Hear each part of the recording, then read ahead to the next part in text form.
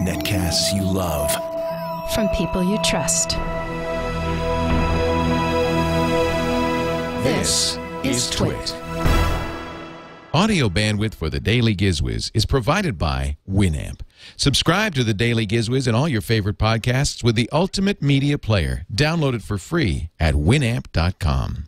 Video bandwidth for the Daily GizWiz is provided by CacheFly at CacheFly.com. It's time for the Daily GizWiz with Mad's maddest writer, Dick DeBartolo. This is episode 1293 for Wednesday, February 23rd, 2011, the Skyrocket Meon. And now, get ready for Dick. It's Wednesday. We've got no Leo, but we do have me, Tom Merritt, the Daily GizWiz, Dick DeBartolo, and no theme. I don't have a Wednesday song, really. I could sing the Monday song over again. No! It's Wednesday! Theme Tree Wednesday, the show you cannot hum. There's no way! The day when there's no theme. I can now hum that. The day when there's no theme. So the song actually makes itself untrue. Hey, I'm Tom Merritt, filling in for Leo Laporte. Joining me is Mad's maddest writer, Dick DeBartolo, for another GizWiz. Welcome back, Dick. Thank you. I'm Dick DeBartolo, actually being Dick DeBartolo on the GizWiz. Wow. Did you have Your fun? range is incredible. I've always meant to tell you that. Yes, exactly. When I was first starting out and I thought I wanted to perform, I thought I would have, everybody needs the 8x10, and I thought I would just get a serious photo of me and just reproduce it 4 times on the same 8x10 and just call it The Many Faces of Dick DeBartolo. Yeah? Did you make that your headshot? Yeah, I did, which is why I never got into showbiz. That's why you didn't get any calls. Yeah. Well, as we record this, Leo is winging his way back, as they say, which means he's actually flying by flapping his arms. Wow. I believe that is true. And they promised him business class. Right? I'm sorry. He fell for that. He is headed back from his vacation. But so if you're listening to this in the feed, you're getting it after he's already back. So it's a little bit of time travel. Yeah. So I think that's why we're sort of doing like a split week, so it's not like too crazy. Mm-hmm. Yeah, but he'll be back almost a week by the time you finish your stint on this show. How are your stints going? They're going very well. Actually, this past Thursday was the first time that I felt a little burnt out of having to do all my shows and most of Leo's shows. And then Friday, I didn't have to do my own show. So that balanced out. Then Saturday, I didn't have to do any shows for the first time in like 2 weeks. I felt like gluttonous. See, as well you should. I kind of was walking around the house going, maybe I should just go on Ustream and do a show. Yeah, I know. Every once in a while, yesterday at 5 o'clock, even though I was running late for something, I just had to go in the chat room for 1 minute just to say, it's not tonight, it's not tonight, it's not tonight. In case you didn't read all the tweets and follow all our stuff, we're doing it tomorrow. That's it. Goodbye. I'm very late for a meeting. Yeah, I know. You feel... Now get out of my house. Get out of my house. I hate it when people reply you by showing up at your door. Yeah, that's the worst. Really, you can just put it in the box. That's what it's there for. You don't have to make a personal visit. So it's Wednesday, which means we have absolutely no theme, which means you are free to wander in wherever in the gadget universe you want to go. Where are we going today? Well, this is kind of was a busy week because last Sunday I was at Toy Fair, shot some video for ABC News. So today and tomorrow I'm going to do a couple of Toy Fair gadgets. Oh, excellent. Then on Tuesday I flew down to Miami to the Miami Boat Show. So Monday I'm going to do a boat gadget. So it's a fun-filled, varied week of stuff.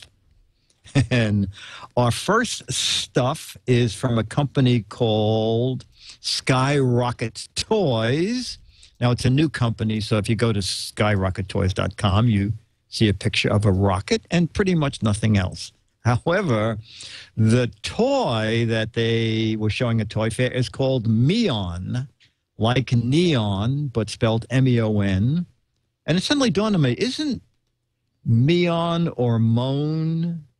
How do you spell Moan, the company that makes bath fixtures? M-O-E-N.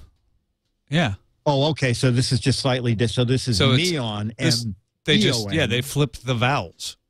They flipped the vowels. Yes. And that can be very painful. Yeah. You don't want to try that at home. Not at home. Not without a doctor's specific note. So Meon is a luminescent kind of fiber that kids can use to make their own little Meon signs. Ah. And it just runs on in the background. And what's great about Meon, I shot some video that I put up on YouTube, and if you're watching the video version, you can see it now. So first of all, it's very economical. So this is good-looking stuff. This is all done. Isn't this good? Yeah. Yes. And I said to the guy, gee, I like these. What price range? And he said, they're as low as $10 for the little single kit. And I said, does that include that little frame? And he said, oh, yeah, it's ready to go. Wow. You get a little plastic frame. So the tiniest little kit, I'm just going to look at my notes here. The tiniest little kit will retail, depending on where you buy it, from $10 to $13. I guess the $10 will be the big mass market stores, and the $13 maybe and that's what a piece of Meon looks like. It's battery operated. And depending on what kit you get different varying lengths. So the smallest kit, the $10 to $13 kit, you get a 7-inch frame, 3 feet of wire, and 1 licensed picture template. Now, is it like a plastic tubing that you get that's the wire? Yes, that's exactly what it is. Very, very bendable. It's almost like string. It's like lit string. And then as you go up, you can go all the way up to $35, where you can make animated signs. And I didn't see them at the display, but coming down the wire, there will be interactive Meon kits where there'll be sound effects, voice activation. So it's really a fun item called Meon. Now it's going to be out late spring, so probably April, May timeframe, and the little kits will ship first, and recommended for kids ages 5 and up. But to tell you, everybody I show it to thinks, "Oh, I'd like to play with this." Well, stuff. yeah. I mean, what you're looking at looks like a freaking neon sign of the guy from Cars or R2-D2 or whatever it is they're making. It just looks like a real neon sign. And when you buy the kit, are you buying one that makes a particular picture and then you just mold it? Yes, if you want it. They do various things. Like you can take, the guy showed me, you could take someone's photograph, a 5x7 photograph, and then put neon glasses on them, or make a neon mustache for him.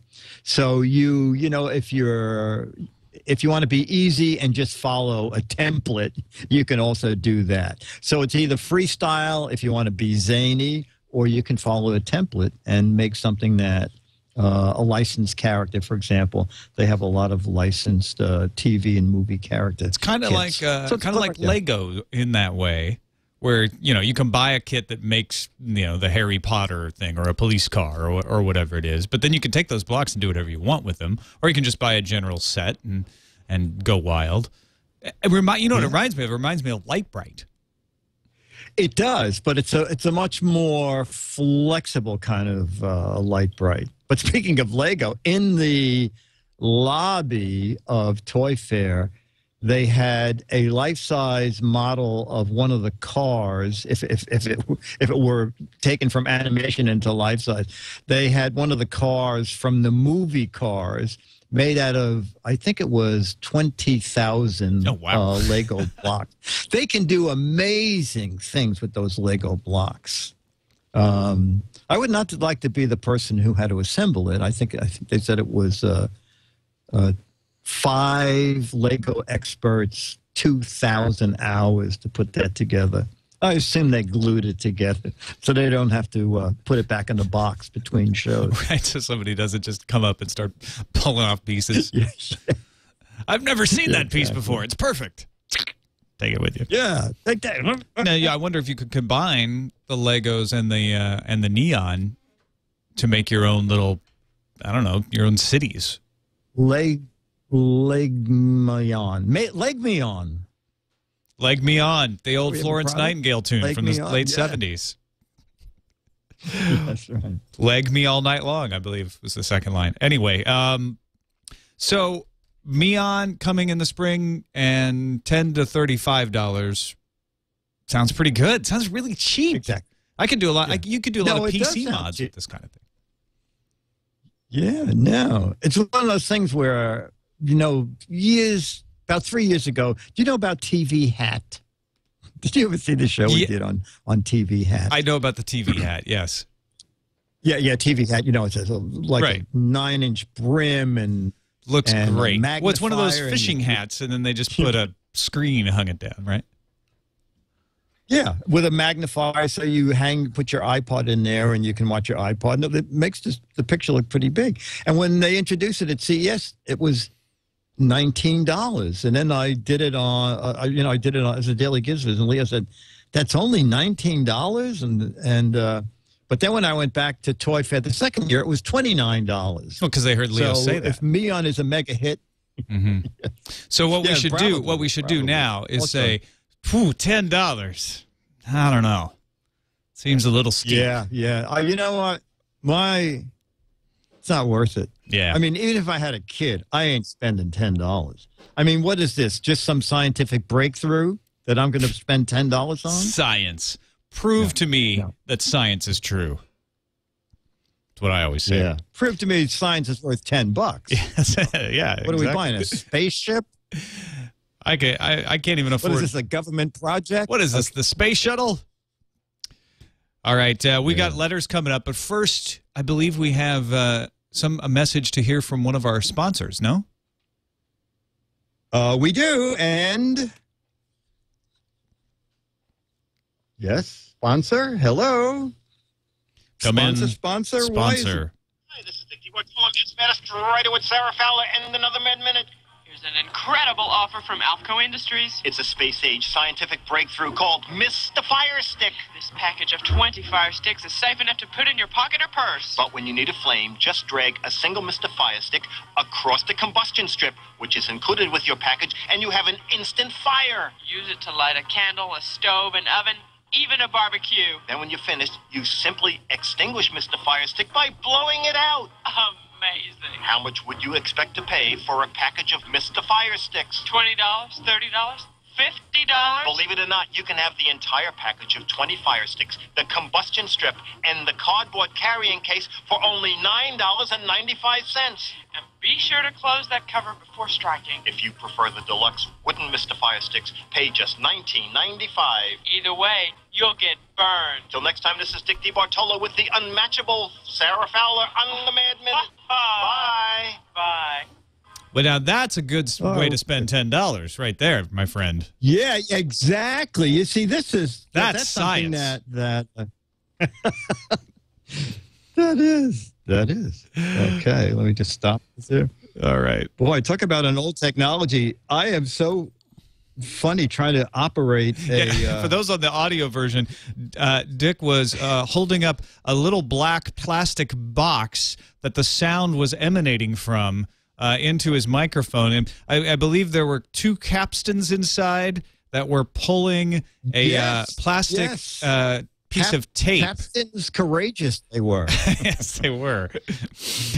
Did you hear? By the way, did you hear that the final car that came with an optional tape deck is phasing that out? You can no longer get a tape deck in your car.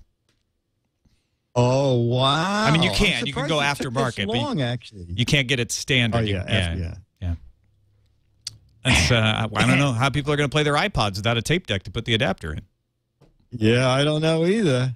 They'll find a way. Science is that way. Maybe science wrote us a letter.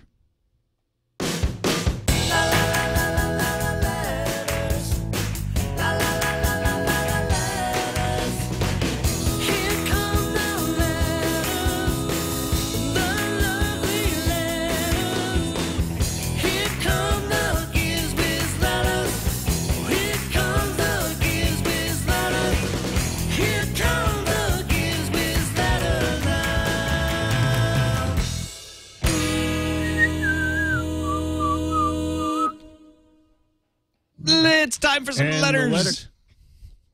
Yummy It is letters. from Paul Griswold, who says, "Excuse me for being morbid, but I figured you've been at Mad most of your life, and most things are not off limits anyway. I'm sure either you've already come up with this idea, or someone has already asked you, but when you pass away, have you thought about having a gravestone that's a giant arrow with the words, 'I'll be here,' written on it?" Actually, I had thought about it, and I think I mentioned it on the Daily GizWiz. It's going to say, "I am here," with an exclamation point. Right. You'll have actually, "I'll be here" until you I'm die. not gonna... Oh, yeah, okay. Yeah. That's Right, that's like good. because a lot of times people have the gravestone sitting there without the end date on because they're just, it's prepped. So you can have "I'll be here" until your actual burial, and then you change it to "I am here." Yeah, but we did this years ago. I already have my burial gadget in Dick's Gadget Warehouse. I'm going to be cremated. Oh, okay. And put in the sea urn. Do you know about the sea urn? I don't think I do. SEAURN. The sea urn is a government-approved biodegradable urn for ashes for people who want to be buried at sea. Or in my case, I want to be buried at river. Mm-hmm. I want to be dropped in the, oh my word, they're still up and around. You know what? They have been around for about 15 or 20 years. Well, when you're the preferred choice by the government.